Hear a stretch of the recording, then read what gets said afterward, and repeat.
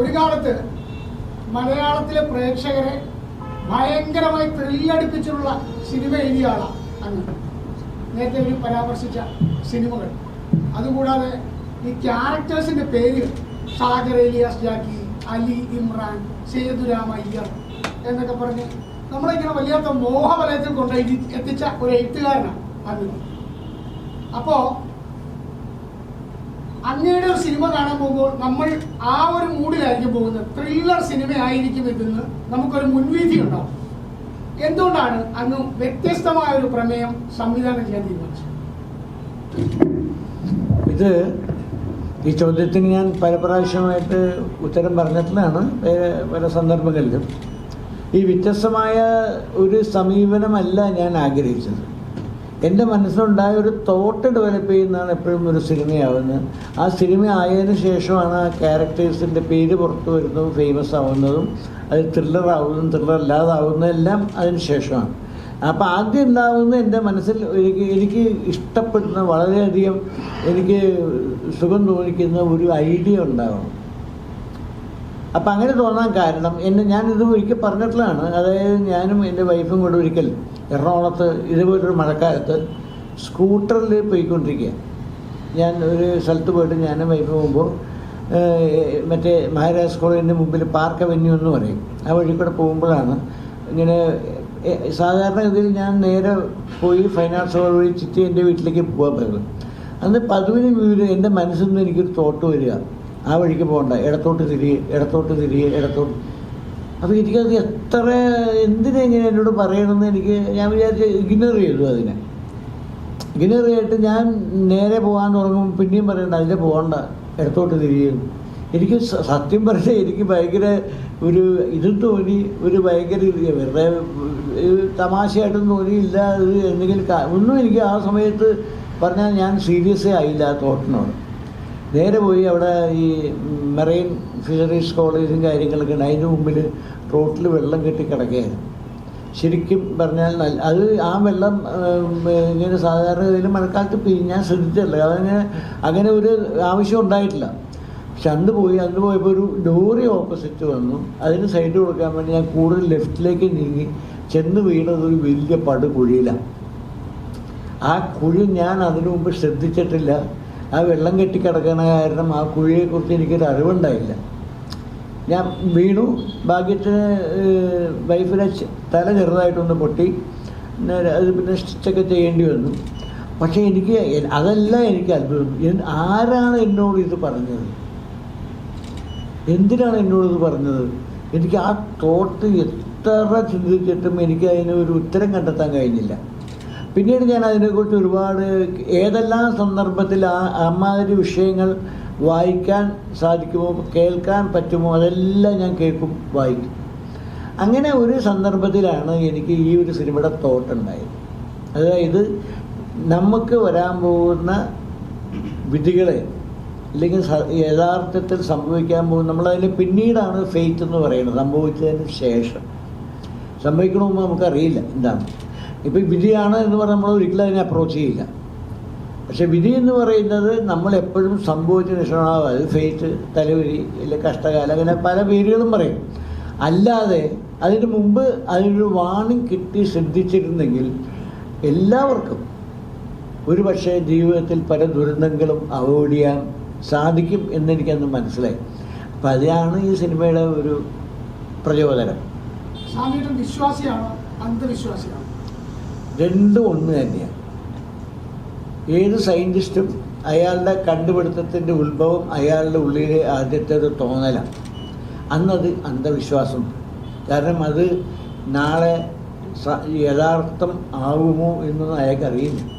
കാരണം അയാളുടെ ഉള്ളിൽ ഇപ്പം ഞാൻ പറയാം, ന്യൂട്ടൺ എന്ന് പറഞ്ഞ ആൾ ഫോഴ്സ് ഓഫ് ഗ്രാവിറ്റേഷൻ്റെ വ്യക്താവാണ്. അദ്ദേഹത്തിന് അത് എത്രയോ കാലമായിട്ട് ഉള്ളിൽ തോന്നിക്കൊണ്ടിരുന്ന ഒരു ഐഡിയ ആണ്. അദ്ദേഹം ആ ആപ്പിൾ തോട്ടത്തിൽ അതിനു മുമ്പ് എത്രയോ പ്രാവശ്യം പോയി ഇരുന്നിട്ടുണ്ട്. എത്രയോ പ്രാവശ്യം ഈ ആപ്പിൾ വന്ന് വീണിട്ടുണ്ടാവാം. പക്ഷെ അപ്പോഴൊന്നും തോന്നാത്തതുകൊണ്ട് ഇദ്ദേഹം എപ്പോൾ നോക്കി എന്താണ് ഈ ഗ്രാവിറ്റേഷൻ, അങ്ങനെ ഗ്രാവിറ്റേഷൻ്റെ പേരൊന്നും അറിയില്ല പുള്ളിക്ക്.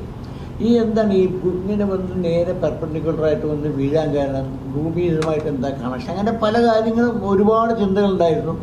അന്ന് ആ ആപ്പിൾ വീണപ്പോൾ ഒരു സെക്കൻഡിൽ പുള്ളിക്ക് അതിൻ്റെ ഫുൾ ജ്ഞാനം കിട്ടിയെന്നാണ് അദ്ദേഹം തന്നെ പറയുന്നത്. പക്ഷേ അദ്ദേഹം 8 വർഷം എടുത്തു അത് സാധാരണക്കാരനിലേക്ക് എത്തിക്കാൻ. അത് സാധാരണ മനുഷ്യരിൽ ചെന്ന് ചേരണമെങ്കിൽ ഒരുപാട് സമയമെടുക്കും. അതിൻ്റെ ഓരോ തോട്ടും അനലൈസ് ചെയ്ത് അത് എഴുതി സയൻസിനുമായിട്ട് ബന്ധപ്പെടുത്തി എഴുതി വന്ന് അതിന് കറക്റ്റായിട്ടുള്ള ഒരു പ്രിൻസിപ്പിളും കാര്യങ്ങളും ഉണ്ടാക്കി ജനമധ്യത്തിൽ സമർപ്പിക്കുമ്പോൾ 8 വർഷം എടുത്തു. അപ്പോൾ എല്ലാം ആ പ്രൂവ് ചെയ്യുന്നവരെല്ലാം അന്ധവിശ്വാസം തന്നെ. ഈ അന്ധവിശ്വാസം എന്ന് പറയുന്നത് നമ്മൾ അന്ധമായിട്ട് വിശ്വസിക്കാമെന്നല്ല അതിൻ്റെ അർത്ഥം. നമുക്ക് ചിലത് സങ്കല്പങ്ങൾ തീർച്ചയായിട്ടും മനസ്സിലുണ്ടായാൽ നമുക്കതിന് സൂക്ഷിച്ചേ പറ്റും. അതിന് ഏതെങ്കിലും ഒരു കാലത്ത് അത് പുറത്തു വരാൻ പാടില്ല, എന്ത് വേണമാവാം. അല്ലാതെ നമ്മൾ ഈ അന്ധവിശ്വാസം എന്ന് പറഞ്ഞാൽ നമ്മൾ ആരെങ്കിലും പറഞ്ഞു കേട്ട് നമ്മൾ അതിൻ്റെ പുറകെ പോകുന്നതിനെല്ലാം ഞാനിവിടെ ഉദ്ദേശിക്കും. അങ്ങനെ നമുക്ക് എല്ലാത്തിലും അന്ധവിശ്വാസമുണ്ട്. സോഷ്യൽ ബിഹേവിയറിലും എക്കണോമിക്കൽ ബിഹേവിയറിലും ഒരുപാട് പേരുടെ കണക്കുകൾ നമ്മൾ വിശ്വസിക്കുന്നു, ചിലപ്പോൾ അത് സംഭവിക്കുന്നില്ല. അപ്പോൾ എല്ലാം അങ്ങനെ തന്നെ. അന്ധവിശ്വാസം എന്ന് പറയുന്നത് എവിടെ പ്രായോഗികമായി നമ്മൾ ഉപയോഗിക്കുന്നു അതുമായി റിലേറ്റഡാണ്. മലയാളത്തിലെ ഏത് താരത്തിനെ വെച്ചും പടം ചെയ്യാനുള്ള ഒരു കെൽപ്പും പാരമ്പര്യമുണ്ട് സ്വാമിയുടെ. ഇപ്പോൾ ഈ പടത്തിലെ മിഥുൻ എന്ന ക്യാരക്ടറെ ഈ ധ്യാൻ ശ്രീനിവാസനെ തന്നെ ചൂസ് ചെയ്യാൻ അങ്ങനെ തന്നെയായിരുന്നു ആദ്യത്തെ തീരുമാനം. ഇതിന് ഞാൻ ഒരുപാട് പ്രാവശ്യം ഉത്തരം പറഞ്ഞിട്ടുള്ളതാണ്. മിഥുൻ എന്ന് പറയുന്ന ക്യാരക്ടർ എൻ്റെ മനസ്സിലുണ്ടായപ്പോൾ പല അന്വേഷണം നടത്തിയപ്പോൾ എൻ്റെ മനസ്സിൽ സൂട്ടബിളായിട്ട് തോന്നിയൊരു ക്യാരക്ടറാണ് ധ്യാൻ. അങ്ങനെ ധ്യാനോട് പ്രത്യേകിച്ച് ഒരു പ്രത്യേകതയോ ഇല്ലെങ്കിൽ ധ്യാനിനെ കൊണ്ടുള്ള എന്തെങ്കിലും പ്രത്യേക ബെനിഫിറ്റോ ഒന്നും ഉദ്ദേശിച്ചാൽ എൻ്റെ മനസ്സിൽ ആ ക്യാരക്ടർ ഇയാളെ സൂട്ടാവും. ഇപ്പൊ എൻ്റെ പടത്തിനകത്ത് എൻ്റെ സ്ഥിരം എൻ്റെ പടത്തിലെ ഹീറോസായ മമ്മൂട്ടിയോ മോഹൻലാലിനെ കൊണ്ട് ചെയ്യിപ്പിക്കാൻ പറ്റില്ല. അതല്ല എന്റെ ചോദ്യമല്ല, ഞാൻ പറഞ്ഞത് ധ്യാനിങ്ങനെ ഒരു കോമഡി ട്രാക്കിൽ പോകുന്ന ആളാണ്. പക്ഷെ ഇതിൻ്റെ അകത്താണ് കുറച്ചുകൂടെ സീരിയസ് ആയ വേറൊരു തരം. അപ്പൊ അയാൾക്ക് കഴിവുണ്ടെന്ന് മനസ്സിലായില്ല. എല്ലാവരും പറയുന്ന പോലെ അയാളൊരു എല്ലാ സ്ഥിരം സീരിയോ ടൈപ്പ് അല്ല എന്ന് മനസ്സിലായല്ലോ. അയാൾക്ക് അങ്ങനെയും പറ്റും ഇല്ലേ? അല്ല, എനിക്കറിയാം. ഞാൻ ധ്യാനിനെ കുറിച്ചിട്ട് അങ്ങനെ ഒരുപാട് പഠിച്ചിട്ടൊന്നുമല്ല ഞാൻ പറയുന്നത്. എനിക്ക് ആ മനസ്സിൽ തോന്നിയത് ഇയാൾ ഓക്കെ ആയിരിക്കും അങ്ങനെയായിട്ട്. പക്ഷേ ഇന്ന് ഒരുപാട് എതിർപ്പുണ്ട് അതിനെക്കുറിച്ചൊക്കെ. പക്ഷെ അതിനൊക്കെ ഞാനെങ്ങനെ ഉത്തരം പറയേണ്ടത്? അയാളുടെ ക്യാരക്ടർ നന്നായിട്ടുണ്ടെങ്കിൽ അതിനകത്ത് എന്തെങ്കിലും വ്യത്യാസമുണ്ടെങ്കിൽ അത് പറയാം. അല്ല എന്തിനാ അയാൾ ഇട്ടതെന്നൊക്കെ ചോദിച്ചാൽ എനിക്ക് ഉത്തരം. വിമർശിച്ചു ചോദിച്ചതല്ല, ഞാൻ ചോദിച്ചത് അങ്ങേക്ക് ആരെ വേണമെങ്കിലും ചൂസ് ചെയ്യാവുന്ന. പക്ഷെ അങ്ങനത്തെ റോളല്ലല്ലോ ഇത്. എനിക്ക് ഉദ്ദേശിക്കുന്ന പോലെ എനിക്ക് കൺവെൻഷനലായിട്ട് എൻ്റെ സിനിമകൾ അഭിനയിക്കുന്ന ഒരു ഹീറോസിനെ കൊണ്ട് ഈ പടം ചെയ്യാൻ പറ്റില്ല. ക്യാരക്ടറൊക്കെ യോജിക്കണ്ടേ അവരുമായിട്ട്. അപ്പൊ ഈ കഥ എടുക്കാൻ പറ്റില്ല, വേറെ കഥ ആലോചിക്കേണ്ടി വരും. മമ്മൂട്ടിയോടും മോഹൻലാലിനോടും ഇത്ര അടുത്ത ബന്ധമുള്ള അങ്ങേക്ക് അവരെ ദുഃഖനായാലും പ്രണവിനായാലും വേറെ ആരെങ്കിലും കിട്ടുമല്ലോ എന്നാണ് ചോദ്യം. അത് ഇനി ആലോചിക്കാം. ഞാൻ പറഞ്ഞ എൻ്റെ മനസ്സിൽ തോന്നിയ കഥ ചെയ്താണ്. ഞാൻ അത് മാത്രമേ ചിന്തിച്ചുള്ളൂ. അതിൻ്റെ അപ്പുറത്തും ഇപ്പുറത്തും ഇങ്ങനെയാണെന്ന് ഞാൻ ചിന്തിക്കാൻ പോയില്ല. അതുകൊണ്ടാണ് ഇതിങ്ങനെ ആയത്. ഭാഗ്യലക്ഷ്മി ചോദിച്ചു പറഞ്ഞ പോലെ ഒരു മോശം സിനിമ എസ് എം സ്വാമി ചെയ്യില്ല എന്നുള്ളൊരു തോന്നൽ സമൂഹത്തിനുണ്ട്. പക്ഷേ ഇപ്പൊ സമൂഹ മാധ്യമങ്ങളിൽ പ്രത്യേകിച്ച് യൂട്യൂബ് റിവ്യൂവേഴ്സ് മോശപ്പെട്ട അഭിപ്രായങ്ങൾ വരുന്നുണ്ടെന്നുള്ളത് നിങ്ങൾക്ക് എല്ലാവർക്കും അറിയാനുള്ള കാര്യമാണ്. വീഡിയോസും പുറത്ത് വന്നിട്ടുണ്ട്. സമൂഹ മാധ്യമങ്ങൾ പ്രേക്ഷകർ ഉണ്ടാക്കുന്ന ഒരു മനസ്ഥിതി, അത് മോശപ്പെട്ട റിവ്യൂസ് വരുമ്പോൾ തന്നെ അത് പ്രേക്ഷകരെ നെഗറ്റീവ്. മോശപ്പെട്ട റിവ്യൂസ് വരുമ്പോൾ പ്രേക്ഷകർ അത് സ്വീകരിക്കുന്നുണ്ടോ, അത് കാരണം സീക്രട്ട് എന്ന സിനിമയെ ബാധിച്ചിട്ടുണ്ടോ എന്നുള്ളതാണ് എനിക്ക് അറിയേണ്ടത്. പ്രേക്ഷകർ സ്വീകരിച്ചു എന്നുള്ളതിന് ഏറ്റവും വലിയ തെളിവ് അവരുടെ അഭിപ്രായങ്ങൾ തന്നെയാണ്. ഞാൻ ഇതിനകത്ത് ഒരു കള്ളത്തരവും വെള്ളം ചേർക്കാതെ പറയുകയാണ്, ഈ സിനിമ കണ്ട ഒരാളെങ്കിലും ഈ സിനിമയെക്കുറിച്ച് എന്നോട് സംശയങ്ങൾ ചോദിച്ചിട്ടുണ്ട്. ഓഫ്കോഴ്സ് പലതും ലോജിക്കാണോ എന്ന് ചോദിച്ചിട്ടുണ്ട്, അതൊക്കെ ഞാൻ സമ്മതിക്കുന്നു. അല്ലാതെ ഈ സിനിമ പോരാ, നന്നായിട്ടില്ല, ഇല്ലെങ്കിൽ മറ്റൊരു കാരണം ഒരാളും പറഞ്ഞിട്ടില്ല. ശരിക്കും പറഞ്ഞാൽ ഒരുപാട് പേർക്ക് ഈ വ്യത്യാസം, ഈ കഥയിലെ വ്യത്യാസം, ഇതിൽ കൊടുക്കുന്ന മെസ്സേജ് ഒരുപാട് പേർക്ക് ഇഷ്ടമായി. എന്നോട് ഒരു പോലീസ് ഓഫീസർ പറഞ്ഞത് അയാൾ വല്ലാത്തൊരു സ്ട്രെസ്ഫുൾ ലൈഫിലാണിപ്പോൾ. കാരണം ഈ ജോലി സംബന്ധമായും അല്ലാതെ കുടുംബ പ്രശ്നം, അങ്ങനെ പല കാരണം. അത് പറഞ്ഞ് സ്വാമിയുടെ ഈ സിനിമ കണ്ടതിന് ശേഷം എനിക്ക് എവിടേക്കോ ഒരു ചെറിയൊരാശ്വാസം തോന്നുന്നുണ്ട്. എന്തെങ്കിലുമൊക്കെ എന്നെക്കൊണ്ട് കഴിയും എന്നയാൾ എന്നോട് പറഞ്ഞാൽ എനിക്ക് അതിനേക്കാൾ വലിയ അപ്രിഷിയേഷൻ വേറെ ഒന്നുമില്ല. ഒന്നിലധികം യൂട്യൂബേഴ്സ് ഈ സിനിമയെ പറ്റി മോശം അഭിപ്രായം പറഞ്ഞിട്ടുണ്ട്. അപ്പോ ഈ സിനിമയ്ക്കെതിരെ ഒരു സംഘടിതമായിട്ടുള്ള ഒരു ആക്രമണം അല്ലെങ്കിൽ ഒരു നെഗറ്റീവ് വരുന്നതായിട്ട് തോന്നിയിട്ടുണ്ട്. ഞാനേ കഴിഞ്ഞ പ്രാവശ്യം ഈ പ്രസ് ക്ലബിൽ ഇതേപോലെ പ്രസ് മീറ്റിൽ അന്ന് ഞാൻ ഒരു കാര്യം പറഞ്ഞു. അന്ന് എൻ്റെ CBI 5 മൻസാറ് സംവിധാനത്തിൻ്റെ സിനിമ ഇറങ്ങിയ സമയമായിരുന്നു. ആ സിനിമ കേരളത്തിൽ ആദ്യം തുടങ്ങിയത് ഫറൂഖ് എന്ന് പറഞ്ഞ സ്ഥലത്താണ്, മലബാറിൽ, കാലിക്കറ്റിനകത്ത്. ഫറൂഖിൽ ആ ഷോ തുടങ്ങുന്നത് ഏതാണ്ട് 11-11:30 മണിക്കാണ്. കിഴി എന്നും പറഞ്ഞ് അന്നൊരു യൂട്യൂബർ ഉണ്ടായിരുന്നു. അയാൾ 10 മണിക്ക് ന്യൂസ് ഇറക്കി. ആ സിനിമയെക്കുറിച്ച് പറയും, ആ സിനിമ കാണാത്ത ഒരാൾ പറയുന്ന പോലെ അയാൾ പറഞ്ഞു. ആ സിനിമ അത്ര അഡ്വാൻസ്ഡ് ആയിട്ട് അതിനെക്കുറിച്ചിട്ടുള്ള ഈ പറഞ്ഞ റിവ്യൂസ് വന്നു. സിനിമ ഇറങ്ങി തീരുന്ന മുമ്പ്. അപ്പോൾ നല്ല റിവ്യൂവർ ആണെങ്കിൽ അയാൾക്ക് നെഗറ്റീവും പോസിറ്റീവും എഴുതാൻ സിനിമയൊന്നും കാണില്ല. ഏതെങ്കിലും 3-4 വിഷയങ്ങളിൽ എന്തെങ്കിലുമൊക്കെ ചെറിയ ചെറിയ അംശം കിട്ടിയാൽ അവർ ഫില്ലപ്പ് ചെയ്യും. പിന്നെ അവരുടേതായ സത്വശുദ്ധമായ ഭാഷ. ഇപ്പോൾ ഇതിനകത്ത് അശ്വിൻ ഗോക്ക് എന്ന് പറഞ്ഞ യൂട്യൂബർ ഈ സിനിമയെക്കുറിച്ച് പറയുന്ന കേട്ടാൽ എനിക്കറിയാം അയാളുടെ സിനിമ കണ്ടിട്ടില്ല. ഇല്ലെങ്കിൽ ഈ സിനിമ കണ്ടത് വേഗം മനസ്സിലായിട്ടില്ല, ഇല്ലെങ്കിൽ മറ്റെന്തെങ്കിലും കാരണം ഉണ്ടാവാം, നമുക്കറിയില്ല. അപ്പോൾ റിവ്യൂ എന്ന് പറയുന്ന സാധനം പാടില്ല എന്ന് ഞാൻ പറയില്ല. റിവ്യൂ വേണം, പക്ഷേ റിവ്യൂവിനകത്ത് നമ്മൾ സത്യസന്ധന്മാരായിരിക്കണം. അതിനകത്ത് നല്ലതുണ്ടെങ്കിൽ നല്ലതായിട്ടും ചീത്തയുണ്ടെങ്കിൽ ചീത്തയായിട്ടും പറയാം. അങ്ങനെ പറയണം. അല്ലാതെ 100% വെറുതെ ആരെയെങ്കിലും പ്രീതിപ്പെടുത്താൻ വേണ്ടി നെഗറ്റീവ് റിവ്യൂസ് എഴുതിയാൽ എങ്ങനെയാണ് ശരിയാവുക? വേറൊന്നുമല്ല, ഇത് ബാധിക്കുന്നത് ഒരു പക്ഷേ ഈ പറയുന്ന പോലെ ആ സിനിമയെ ഒരു പരിധിവരെ ബാധിച്ചേക്കാം.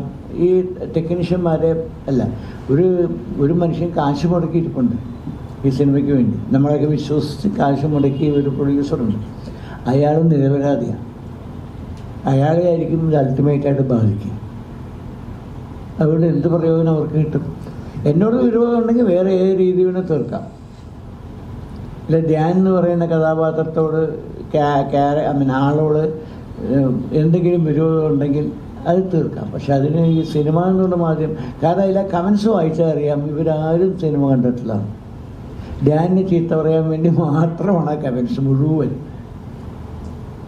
പടക്കം പൊട്ടി ഇത് തന്നെയാണ് പറഞ്ഞുകൊണ്ടിരിക്കുന്നത്. അയാൾ ആ സിനിമയിൽ എങ്ങനെ അഭിനയിച്ചു? അപ്പോൾ റിവ്യൂസും അതിനോട് ബന്ധപ്പെട്ട് വരുന്ന കമൻസ് ഒന്നും യാഥാർത്ഥ്യമല്ലെന്ന് വേണം ഞാൻ വിശ്വസിക്കുന്നത്. പഴയകാല സിനിമകളൊക്കെ പുതിയ സാങ്കേതിക വിദ്യ ഉപയോഗിച്ച് ഇപ്പോൾ പുതിയതായിട്ട് 4K റെസൊല്യൂഷനിലും റീഗ്രേഡിംഗ് ഒക്കെ ചെയ്തിട്ട് തിയേറ്ററുകളിലേക്ക് വരും. ഏറ്റവും കൂടുതൽ ദേവദൂതൻ പുറത്തു വന്നു. അന്ന് എനിക്ക് തോന്നുന്നു വീണ പടമായിരുന്നു, അന്ന് തിയേറ്ററിൽ വീണ പടമായിരുന്നു എന്നാണ് ഞാൻ മനസ്സിലാക്കുന്നത്. പക്ഷെ ഇപ്പോൾ നല്ല ആളുണ്ട്. അപ്പം അങ്ങനെ ഇതുപോലെ ഒരുപാട് ഹിറ്റ് സിനിമകളുണ്ട്. ഇപ്പോൾ ഈ 20 നൂറ്റാണ്ടൊക്കെ അടക്കം ഇതൊക്കെ വീണ്ടും തിയേറ്ററിൽ നിന്ന് കാണാൻ പറ്റും. അങ്ങനെ പറയാൻ പറ്റില്ല. അങ്ങേക്ക് ആഗ്രഹമുണ്ടോ അതൊക്കെ വീണ്ടും വരണം എന്നുള്ളത്? നോക്കാം.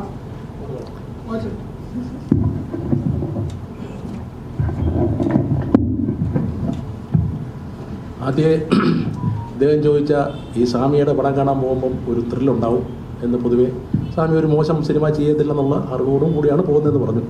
ഇതിനകത്ത് ഒരുപാട് ത്രില്ലുണ്ട്, ശ്രദ്ധിച്ച് കാണാം. ഞാൻ അങ്ങനത്തെ സിനിമ ചെയ്യുന്നൊരു സംവിധാനമാണ് സ്വാമിയുടെ സ്ക്രിപ്റ്റിലും അല്ലാതെ. അതിനകത്ത് പല സീക്വൻസുകളും ഒരു മൊമെൻ്ററി ത്രില്ലുണ്ടാക്കുന്ന ഒരുപാട് സീക്വൻസുകളുണ്ട്. അത് വളരെ ശ്രദ്ധിച്ച് കാണണം. അതായത് പല കാര്യം ഞാൻ ഡീറ്റെയിലായിട്ട് പറയുന്നതിന് സമയക്കുറവുണ്ട്. അതിനകത്ത് ഇപ്പോൾ ആദ്യം ആ സ്വാമി തുടക്കത്തിൽ ആ ഏടെടുക്കാൻ പോകുന്നിടത്തെ ആ ഒരു ത്രില്ല് അത് വളരെ മനോഹരമായിട്ട് പിക്ചറൈസ് ചെയ്തിട്ടുണ്ട്. മനോഹരമായിട്ട് അവരെല്ലാം അഭിനയിച്ചവരെല്ലാം. പിന്നെ വേറെ ചില കുഴപ്പങ്ങൾ ഞാൻ പിന്നെ സ്വാമിയോട് പറഞ്ഞോളാം ഇപ്പോൾ പറയുന്നത്. പക്ഷേ അതൊക്കെ ഒരു ത്രില്ലിംഗ് മൂഡിലാണ് സ്വാമി എടുത്തിരിക്കുന്നത് പലതും. പിന്നെ ഈ ഫ്ലാഷ് കട്ട് അതിനകത്ത്, അതായത് പല സംഭവങ്ങളും ആ ക്യാമറ കണ്ണിലൂടെ നോക്കുമ്പോൾ കാണുന്ന കാര്യങ്ങൾ അതൊക്കെ സ്വാമി ഫ്ലാഷ് കട്ടിലൂടെ വേറെ രീതിയിൽ അത് ട്രീറ്റ് ചെയ്തിരിക്കുന്നത്.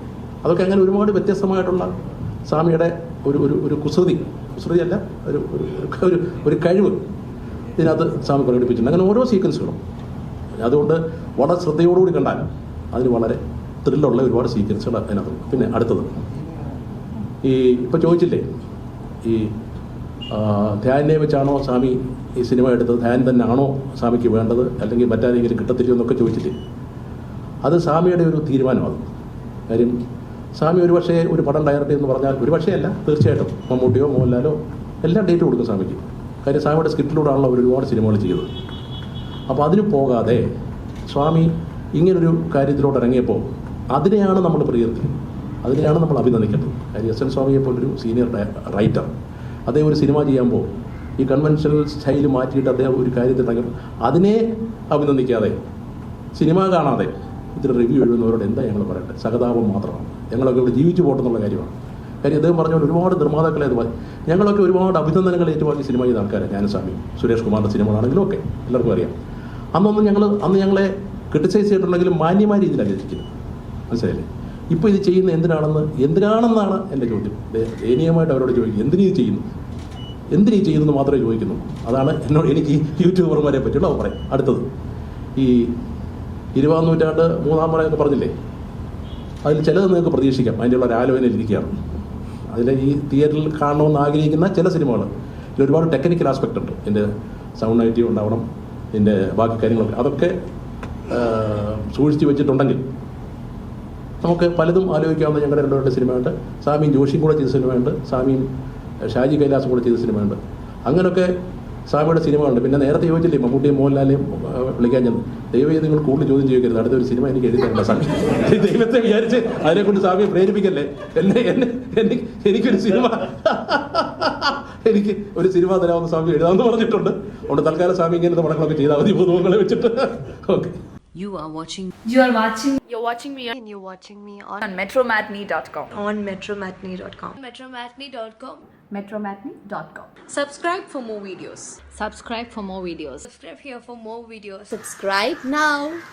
Thank you.